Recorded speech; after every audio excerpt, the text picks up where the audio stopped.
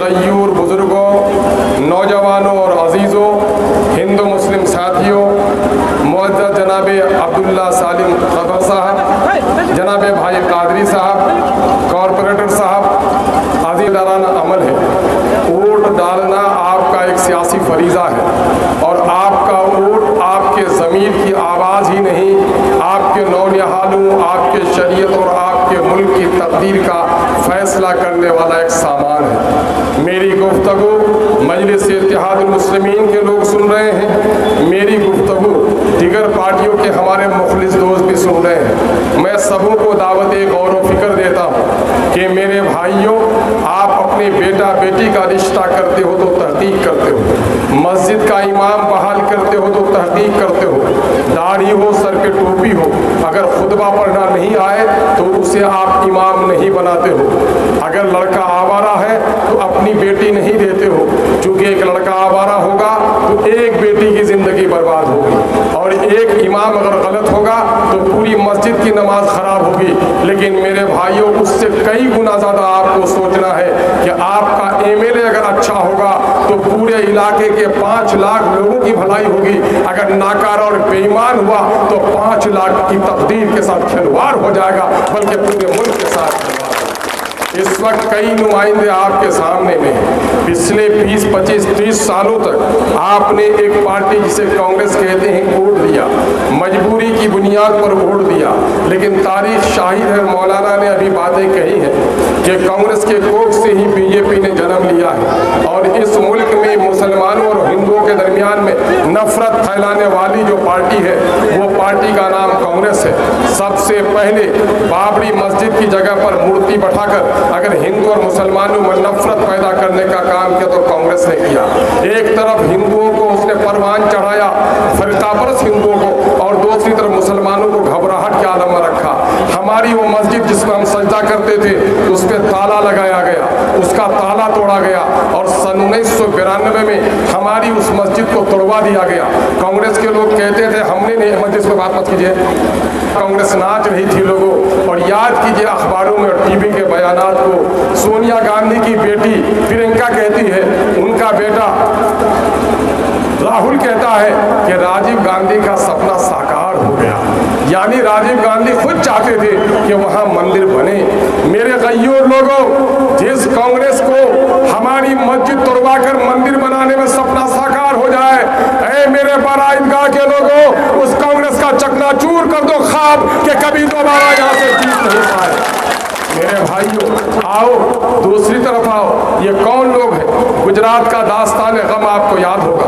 मेरे हिंदू मुस्लिम साथियों, 18 साल की मुद्दत हुई है, माँ के सामने में उसकी बेटी की आबरू तार तार की गई, बाप के सामने में उसकी बेटी की इज्जत लुटी, जवान भाई के सामने में बहन की इज्जत लुटी, मासूम बच्चों के सामने में उसके माँ को बरहना किया गया। और जब भाई ने बहन की इज्जत बचानी चाहिए तो भाई के सीने पर गोलियों की बौछार कर दी गई। बाप ने बेटी की आबरू बचानी चाहिए तो बाप के गर्दन पर शमशीर चला दी गई। नन्हे मुन्ने बच्चों को माँ के गोद से उठाकर आग में फेंका गया और जालिमों का सीना ठंडा नहीं हुआ तो हामला औरत के कोख को चाट करके उनके बच्चे को भी आग में फेंकने का काम किया। उसका नाम गुजरात है, उसका नाम मोदी है। और मोदी का आदमी हमारी बस्ती में फिरे, मोदी का आदमी हमारी बस्ती में। याद होगा मेरे भाइयों, बहुत मुश्किल से नीतीश कुमार को हम लोगों ने बीजेपी से अलग किया था और जब बीजेपी से अलग किया तो हमने जदयू का टिकट लिया था। आपको मालूम है एक टिकट लेने के लिए कितना तलवार चाटते हैं लोग। अभी बीजेपी के लोगों को बुलाकर तलवार चाट रहे थे, बीजेपी के लोगों ने लात मार दी तो जदयू का तलवार चाट कर टिकट लेकर आए। देखा कि नहीं आपने? अभी आया था शहनवाज, आया था, मेहमानी कहाँ खाया था? शहनवाज किस पार्टी से? गुजरात की पार्टी से। और किसके जमाने में गुजरात में दंगा हुआ? मोदी के जमाने में हुआ। और क्या कहा था अटल बिहारी वाजपेयी ने? हे मोदी, तुमने राज धर्म का पालन नहीं किया, जो राज धर्म का पालन नहीं किया उसका पालतू हमारी बस्ती में रहता है। जरा देखिए, सोचिए जरा सा कि गुजरात का वो गम अगर आपको याद है, और 2014 का मेरा इलेक्शन याद है, लेकिन जिताना बीजेपी को चाहता है। हमारी बहनें मुझे कहते हुए शर्म आ रही है कि बदचलन इंसान की तरह कि तलाक के बाद भी जो रिश्ता बरकरार रखे, चाहे मर्द हो औरत हो, वो बदचलन कहलाता है। और नीतीश कुमार ने बीजेपी से रिश्ता तोड़ने के बावजूद भी बीजेपी को जिताने की साजिश की और अख्तरुल ईमान ने उसके टिकट को अपने लात से कुचल कर फेंक दिया। याद है कि नहीं आपको?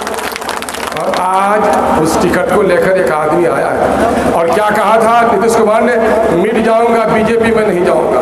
याद है ना? बीजेपी में गया कि नहीं?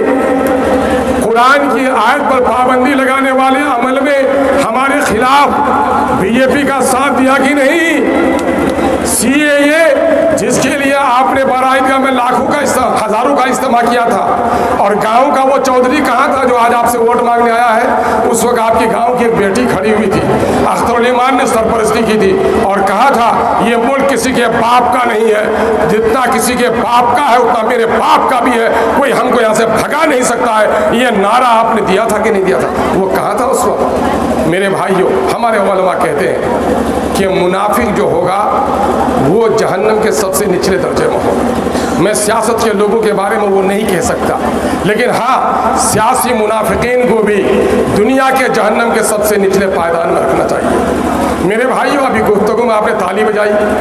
ताली बजाने का मतलब क्या हुआ कि मेरी गुफ्तगू आपको अच्छी लगी। जलसे में जाते हैं आप तो मौलाना की तकरीर अच्छी लगती है तो आप नारे बुलंद करते हैं, इसके माने मौलाना की गुफ्तगू अच्छी लगी। ए बाज़मीर जदयू के साथियों सुनो, अगर जदयू को वोट देते हो तो ये कहते हो कि गुजरात में माँ बहनों की इज्जत टूटी, तुम्हें अच्छी लगी। तुमको अगर माँ बहनों की इज्जत टूटवानी है तो जदयू को वोट दो, इज्जत बचानी है तो एमआईएम को वोट।